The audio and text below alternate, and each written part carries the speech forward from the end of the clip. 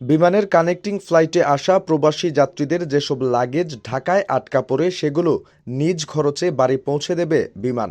তবে কেবল Sylhet city corporation এলাকার বাসিন্দাদের এ সুবিধা দেওয়া হবে এবং এক্ষেত্রে যাত্রীরা ঢাকায় থাকা অবস্থায় বিমান কর্তৃপক্ষ নিজেদের চাহিদার কথা অবহিত করতে হবে। বুধবার সিলেট ওসমানী আন্তর্জাতিক বিমানবন্দরে গণশুনানির সময় এ তথ্য জানানো হয়। সিলেট ওসমানী বিমানবন্দরের পরিচালক মোহাম্মদ হাফিজ আহমদের সভাপতিত্বে বিমানবন্দরের ভিআইপি লাউঞ্জের সেমিনার হলে শুনানিতে বিমানবন্দরের সেবাদানকারী বিভিন্ন প্রতিষ্ঠানের প্রতিনিধি, গণমাধ্যম কর্মী ও বিমানের যাত্রীরা অংশ নেন। শুনানিতে মিজান মিয়া নামের এক সৌদি প্রবাসী যাত্রী অভিযোগ করেন, প্রবাস থেকে দেশে ফেরার পথে সিলেটে পৌঁছে জানতে পারেন তাদের লাগেজ আসেনি। এ নিয়ে তাদের অনেক ভোগান্তির শিকার হতে হয়, যা একেবারে কাম্য নয়। তিনি এ ধরনের হয়রানি বন্ধের দাবি জানান। জবাবে পরিবহন সংস্থার প্রতিনিধিরা জানান, ঢাকা থেকে কানেক্টিং ফ্লাইটের উড়োজাহাজ আকারে ছোট থাকায় যাত্রীদের সব লাগেজ একসাথে পরিবহন করা সম্ভব হয় না।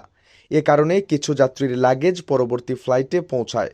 সিলেটে পৌঁছালে যাত্রীদেরকে খুদে বার্তায় কিংবা টেলিফোনে লাগেজ সংগ্রহ করতে বলা হয়। তবে যেসব যাত্রী সিলেট সিটি কর্পোরেশন এলাকার বাসিন্দা, তারা চাইলে লাগেজ তাদের বাসায় পৌঁছে দেবে বিমান। যাত্রীদের অভিযোগ বিষয়ে বিমানবন্দরের পরিচালক এয়ারলাইন্সগুলোর উদ্দেশ্যে বলেন, যাদের লাগেজ একই বিমানে সিলেটে পৌঁছাবে না তাদেরকে ঢাকা থেকে বিমান ছাড়ার আগেই সুনির্দিষ্ট করে জানিয়ে দিতে হবে।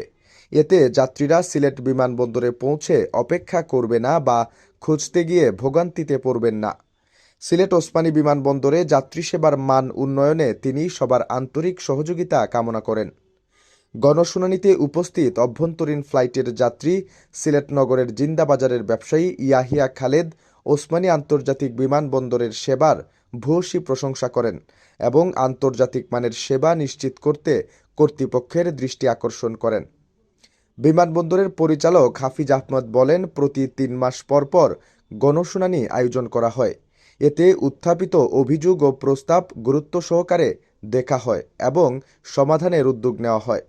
শুনানিতে বেসরকারি বিমান চলাচল কর্তৃপক্ষের উপপরিচালক মোহাম্মদ আব্দুল গনি, স্কোয়াড্রন লিডার মোহাম্মদ কামরুল আহসান, ওসমানী বিমানবন্দরের সিকিউরিটি অফিসার রিয়াজ আহমদ, বিমানবন্দরের ইমিগ্রেশন ওসি মোহাম্মদ আব্দুল কুদ্দুস, কাস্টমসের রেভিনিউ অফিসার মোহাম্মদ খুরশিদ আলম, বিমানবন্দরের সিনিয়র অফিসার মোহাম্মদ আহসান হাবিবসহ ইমিগ্রেশন পুলিশ, এপিবিএন, ব্যাংক, গোয়েন্দা শাখা ও সাংবাদিক প্রতিনিধিরা উপস্থিত ছিলেন।